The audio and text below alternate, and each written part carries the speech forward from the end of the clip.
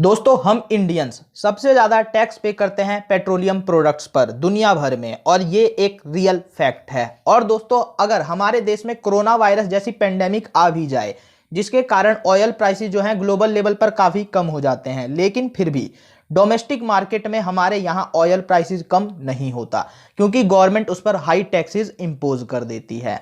अब दोस्तों देखिए, recently oil minister Dharmendra Pradhan का एक स्टेटमेंट आया है सऊदी अरेबिया को लेकर के। उन्होंने सऊदी अरेबिया को ब्लेम किया है कि ऑयल आउटपुट कट करके ऑयल प्राइसेस को बढ़ाने की कोशिश की जा रही है इन ऑयल प्रोड्यूसिंग कंट्रीज के द्वारा, और इसमें सऊदी अरेबिया सबसे इंपॉर्टेंट कंट्री है। अब दोस्तों उन्होंने आगे ये कहा कि अगर यहाँ पर ऑयल प्रोड्यूसिंग कंट्रीज इस तरीके की हरकत करेंगी तो जो ऑयल कंज्यूमिंग कंट्रीज हैं वो रिन्यूएबल एनर्जी पर और ज़्यादा फोकस करेंगी और रिन्यूएबल एनर्जी का रिवॉल्यूशन को और ज़्यादा ग्लोबल लेवल पर जल्दी लाने की कोशिश की जाएगी, जिससे आगे चलकर ऑयल प्रोड्यूसिंग कंट्रीज को काफ़ी ज़्यादा नुकसान होगा। अब दोस्तों यहाँ पर देखिए, इंडिया जो है पेट्रोलियम प्राइसेस को लेकर के एक विशियस साइकिल में फंसा हुआ है। अगर किसी पेंडेमिक के कारण ऑयल प्राइसेस कम भी हो जाएं, फिर भी उस पर लगने वाला टैक्स कम नहीं होगा, क्योंकि उसी टैक्स के दम पर इकोनॉमी को सस्टेन करने की कोशिश होती है।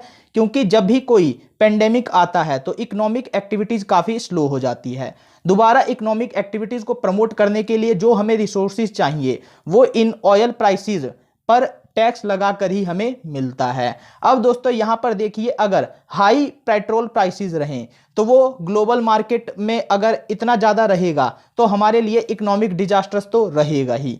यानी दोस्तों हम एक विशियस साइकिल में फंस चुके हैं और इस विशियस साइकिल को तोड़कर अब हमें आगे निकलने की ज़रूरत है। तो आखिर इसका समाधान क्या हो? तो देखिए दोस्तों, इसका समाधान है sovereign wealth fund. Government of India को चाहिए कि तुरंत एक सॉवरन वेल्थ फंड बनाया जाए, और यहां पर दोस्तों हम ये आसानी से कर सकते हैं, क्योंकि हमें इसकी जरूरत किस तरीके से है ये देखिए। हम जो है वर्ल्ड के थर्ड लार्जेस्ट ऑयल कंज्यूमर हैं, और जैसे ही हमारी इकोनॉमी फर्दर एक्सपेंड करेगी वैसे ही हमें और ज़्यादा ऑयल की ज़रूरत पड़ने वाली है। और अगर हम अभी ये सोच रहे हैं कि इलेक्ट्रिकल व्हीकल्स का इस्तेमाल करके हम अपनी ऑयल नीड को चेंज कर लेंगे या ऑयल नीड को किसी तरीके से कम कर लेंगे, तो ये इतना आसान भी नहीं है। इलेक्ट्रिकल व्हीकल्स के लिए हमें लिथियम बैटरीज चाहिए और हमारे पास लिथियम है नहीं। लिथियम के लिए हम चाइना या दूसरी कंट्री पर डिपेंडेंट हो जाएंगे और उसके लिए हमें काफ़ी ज़्यादा खर्चा करना पड़ेगा। इसके अलावा चार्जिंग इंफ्रास्ट्रक्चर बनाना पड़ेगा देश भर में इलेक्ट्रिकल व्हीकल्स को चार्ज करने के लिए, वो भी इतना आसान नहीं है अभी बना पाना, क्योंकि उसमें काफ़ी ज़्यादा इन्वेस्टमेंट चाहिए। अब दोस्तों इसके बाद से चलिए, हमने इलेक्ट्रिकल व्हीकल्स का इंफ्रास्ट्रक्चर भी बना लिया और ला भी लिया, तो भी अभी हमारे पास हैवी ट्रक्स जैसी कोई भी इलेक्ट्रिकल व्हीकल नहीं है। यानी इलेक्ट्रिकल हैवी ट्रक्स हमारे पास नहीं है। आज भी जो हैवी ट्रक्स चलाए जा रहे हैं उनकी जो मेन इंपॉर्टेंट फ्यूल है वो डीजल है, और वो डीजल के दम पर ही आगे चल सकते हैं। इसके अलावा दोस्तों दुनिया भर में 2% से ज़्यादा इलेक्ट्रिकल व्हीकल्स नहीं हैं। यानी दोस्तों इलेक्ट्रिकल व्हीकल्स का प्रॉपर अल्टरनेटिव बन पाना अभी तकरीबन 30-40 साल इसमें समय लगने वाला है, और इसीलिए ऑयल पर डिपेंडेंसी अभी हमारी बनी रहेगी। इसको हम अभी इतनी जल्दी नहीं बदल सकते। अब दोस्तों यहाँ पर देखिए, सॉवरन वेल्थ फंड इस चीज़ को कैसे एड्रेस करने वाला है। तो देखिए दोस्तों, इस समय पेंडेमिक का जो ये समय है उस समय ऑयल प्राइसेस काफ़ी कम है, और ऑयल प्राइसेस कम होने के कारण जो ऑयल कंपनीज के शेयर्स हैं वो भी काफ़ी कम हो चुके हैं। अब यहाँ पर गवर्नमेंट को चाहिए कि ये जो सॉवरन वेल्थ फंड बनेगा वो इन कंपनीज में एक तरीके से माइनर शेयर होल्डर बन जाए।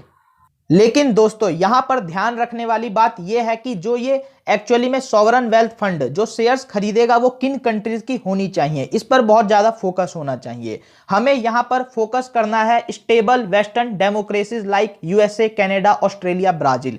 इनकी जो ऑयल कंपनीज है इनके शेयर्स काफ़ी गिर चुके हैं। यहाँ पर सॉवरन वेल्थ फंड को तुरंत इन शेयरों को खरीद लेना चाहिए।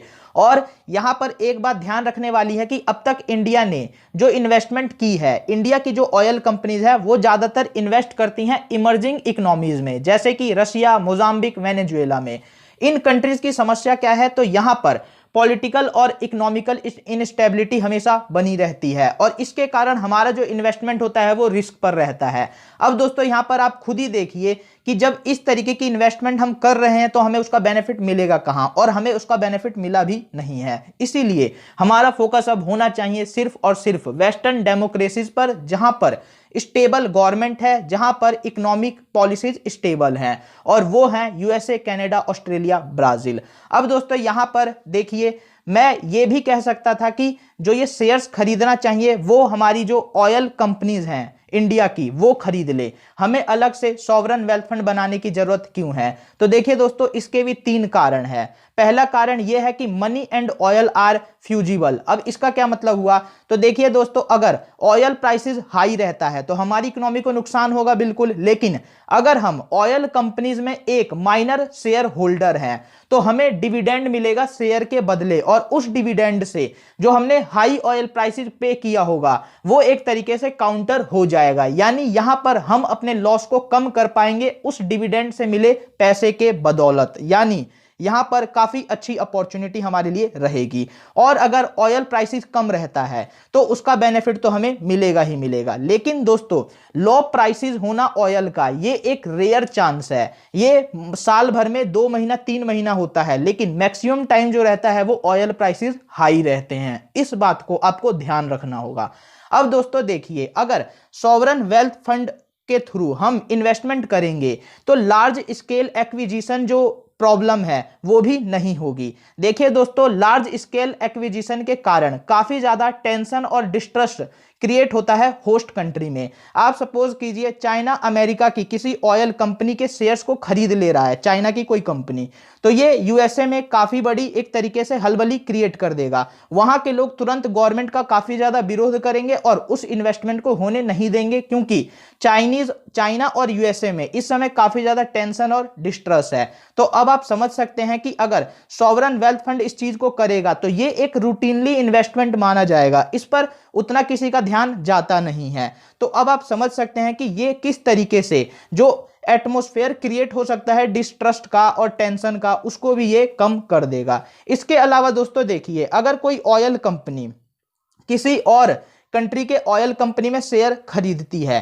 तो यहां पर देखिए जो लायबिलिटी होगी उसके एक्सीडेंट क्या, उसको भी उस कंपनी को सफर करना पड़ेगा। जैसे इंडिया की एक ऑयल कंपनी रसिया के किसी ऑयल कंपनी में शेयर खरीद लेती है, लेकिन होता क्या है, जब तेल को लाया जाता है तो वो ओशन में लीकेज हो जाती है उसकी। तो यहां पर दोस्तों ओशन में लीकेज हो गई तो जब यूनाइटेड नेशन के किसी कोर्ट में ये केस जाएगा तो यहां पर जो होगा वो रशियन कंपनी पर भी जुर्माना लग सकता है और इंडिया की कंपनी पर भी जुर्माना लग सकता है। लेकिन अगर यहां पर सॉवरन वेल्थ फंड जैसा कुछ होगा तो उस पर जो होगा एक तरीके से पेनल्टी लगने का चांस काफी कम होगा, यानी पेनल्टी नहीं लगेगी।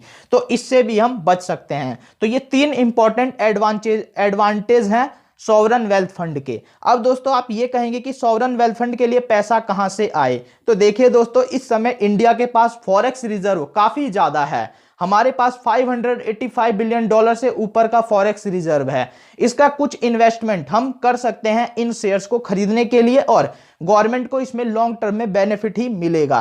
तो एक तरीके से फॉरेक्स रिजर्व से भी हम यहां पर कमाने की कोशिश कर सकते हैं। अब दोस्तों इस वीडियो को मैं खत्म करता हूं। आई होप आपको ये लेक्चर अच्छा लगा होगा। हमारे चैनल को सब्सक्राइब कर बेल आइकन पर क्लिक कर दे ऐसी ही इंटरेस्टिंग वीडियोस को देखने के लिए। साथ ही हमें फाइनेंशियली सपोर्ट करें। हमारे यूपीआई आईडी kanpaeducation@ybl पर जाकर के आप हमें पेमेंट कर सकते हैं। आपका ये सपोर्ट हमें ऐसे ही इंटरेस्टिंग लेक्चर बनाने में सपोर्ट करेगा। Thanks to all of you for watching this lecture till and.